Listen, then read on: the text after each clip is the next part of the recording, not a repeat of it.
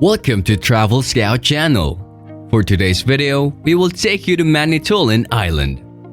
We will be going to explore Manitoulin Island and discover the best places to visit, things to do, what to eat, and everything that makes your stay here memorable. But before we start, please don't forget to like, share, subscribe, and click the notification bell for more future updates here on the TravelScout channel. Manitoulin Island is a special place for so many reasons. Situated in northeastern Ontario in Lake Huron, it's the world's largest freshwater island. Manitoulin Island, strangely, is also home to more than 100 inland lakes, some of which have their own islands. Explore Little Current. Little Current is the major town on the island as well as the first one you come to when arriving by road. You'll traverse the island via the Little Current Swing Bridge.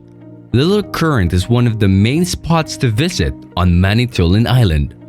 Along with having a lot of options for restaurants and shops, there are plenty of things to do in town. Hike the Cup and Saucer Trail.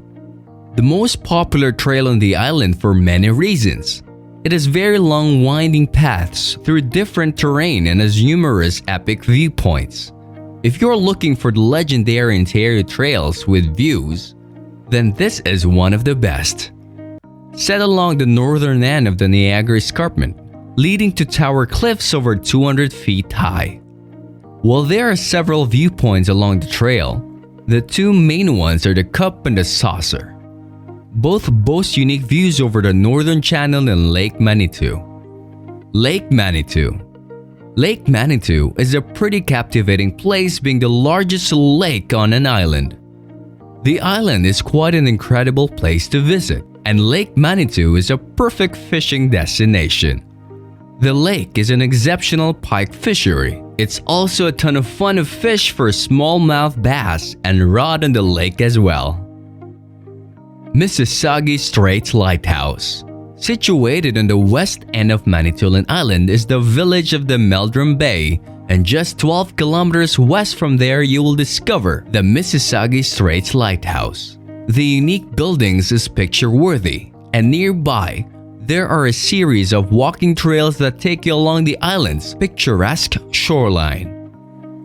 Bridal Vale Falls.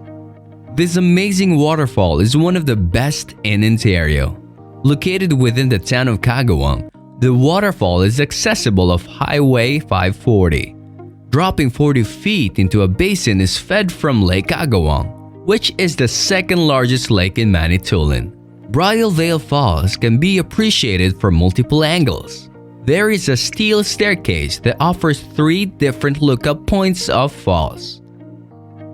Providence Bay. One of the most alluring places on Manitoulin Island can be found in the South Shore. Boasts one of the largest sand beaches in Manitoulin. Its only connecting the Providence Bay's name is Ojibwe Bebikodawangug, which means where sand curves around the water. You can also find a few fabulous things to do in Providence Bay. Gore Bay. A favorite small town in Manitoulin where you can do plenty of things as well places to stay and eat. You can also find interesting shops and street art too.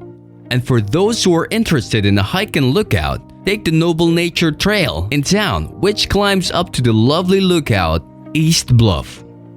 South Baymouth.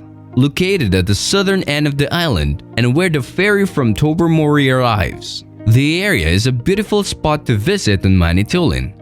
Enjoy the view of the lighthouse, a boardwalk, a few restaurants, and a museum. From here, you can also hike the Bowerman Trails, which can be found just west of the marina. Lake Huron. Experience the thrill of fishing in Lake Huron. If you've been fearsome by the lake's large size in the past, never fear. There are a lot of different outfitters and charters in the area that can take the guesswork and the scariness out of fishing. It's a no-no to stay right in the lake and not consider fishing for at least one day. Lake Huron is known best as a superb salmon fishery. But you can also seize lake trout, brown trout, perch, smallmouth bass, walleye, largemouth bass, pumpkin seeds, pike, and others. 10 Mile Point. This amazing lookout spot is located about halfway between Chagawanda and Manitoulin. The panoramic view across Lac-Lochi Islands is splendid. The great big blue water stretches out in front of you ceaseless. Walk down the pathway to the shore to get a good look at the 400-million-year-old rock formations of the Niagara Escarpment and its blue water. Meldrum Bay. West of Gore Bay, this village was settled in the 1870s and became a prosperous lumber and fishing center.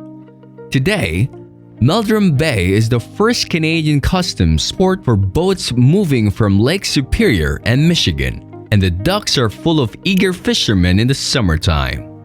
This beautiful village has plentiful charm and history, and one should definitely make the trip to the western side of the island.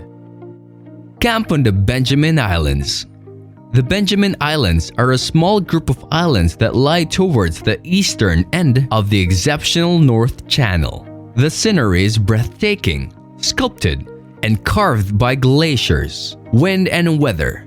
These pink granite islands offer spectacular views, still quiet nights, star-studded skies, and glistening northern lights. The harbor is formed by the two main islands, the North and South Benjamin Islands. Experience Aboriginal Feast. The Great Spirit Circle Trail is an extraordinary experience on Manitoulin Island.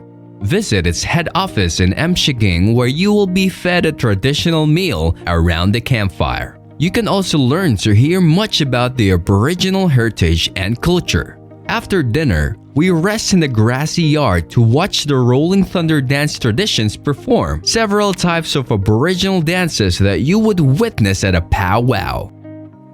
Gordon's Eco Park Dark Sky Preserve. Not all the fun things to do on Manitoulin Island are limited to daytime, but also at nighttime. Gordon's Eco Park has received the Dark Sky Preserve designation from the Royal Astronomical Society of Canada because it is so dark here. Since it is far away from any major city, light pollution on the island. The park hosts astronomy nights in a particular area of the park where no white light is allowed after sunset. Telescopes are set up and resident experts point out stars and constellations.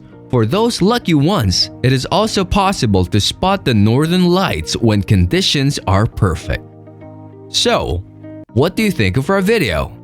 Please comment down below and don't forget to like, share, subscribe, and click the notification bell for more future updates here on TravelScout channel. Thank you for watching!